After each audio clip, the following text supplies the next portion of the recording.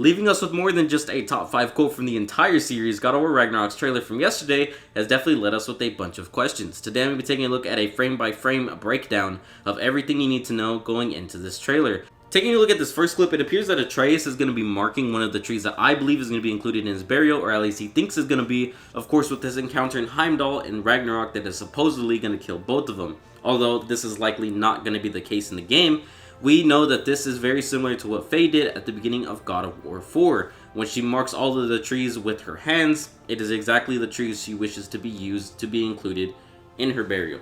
This is important going into the rest of the trailer. We see a shot of Kratos dropping both of his iconic weapons, while Atreus talks about hiding secrets to avoid hurting the people they love. The next scene features Kratos setting his fellow God of War free. Of course, I believe this is going to be the beginning of the game, as him and Tyr go on to find a Valkyrie, of course defeating it and dragging away its body for whatever uses they have planned, probably a key. We are finally met with what appears to be the Allfather himself, Odin showing up at their door, followed by a series of glyphs which tells the story of Ragnarok, as some of these soldiers' shields do include realms such as Midgard and Jotunheim on their shields.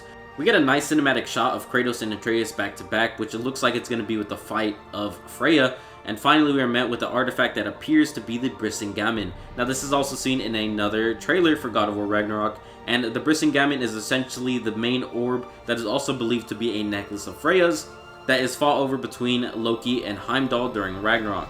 This eventually leads to both of them getting killed.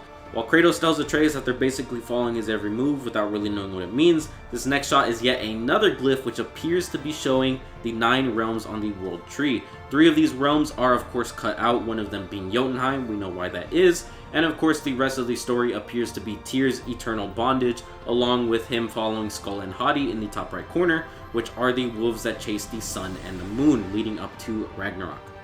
We finally see the reappearance of Freya from God of War 4, taking back the mistletoe that actually killed her son Baldur. Looks like she's reflecting on her mistakes, so maybe she doesn't actually want to kill Kratos and Atreus, but in a fit of rage, she tries to anyways. We are next seen with a wonderful shot. This looks like a very important part to the entirety of Ragnarok. This looks like 2 different Valkyries that appear to be night and day, or Skull and Hati, or at least depictions of them as they fight off Kratos and Atreus. We see Kratos fighting a huge behemoth, and of course appearing in different realms such as Helheim, Alfheim with the light in the background, and of course appearing back in what appears to be Midgard, followed by a shot of Alfheim.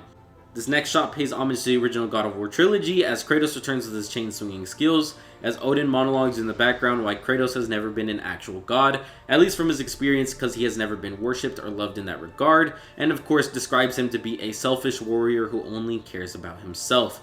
This is a worrying expression that we have not seen Kratos wear in this form in a very long time. Perhaps he actually is reverting to his ways. This looks like a dark elf actually defending Kratos as he carries away what appears to be Freyr, the twin brother of Freya, through a forest as Freya actually attacks them. This next shot is of course them being carried on a sled. Looks like this is actually Skull and Hati, a darker and lighter wolf. Of course, we are met with the next shot, which actually showcases this idea in full form as the dark and light wolf stand by ready to tackle and chase the sun and moon. Atreus fires a shot to the sun, which signals Skull to chase after it, which signifies the very beginning of Ragnarok, and the most beautiful shot in the entirety of this entire trailer. This next shot goes over to a bunch of different realms. This appears to be the actual tree that Odin at least gets his ravens from, which is why he sees everything that goes on in the world. A beautiful shot of a big jellyfish in Alfheim, followed by Kratos and Tyr forming a bond with the Blades of Chaos, and of course what I believe is going to be the best fight in video game history. I am so excited for God of War Ragnarok. This comes out in November 9th, so I am definitely excited for it. I'm going to be playing it on this channel if you guys are interested, and that is until next time. Have a great day, y'all. Stay safe, take care, peace, adios, and until next time, have a great day. Subscribe if you are new, and bye-bye.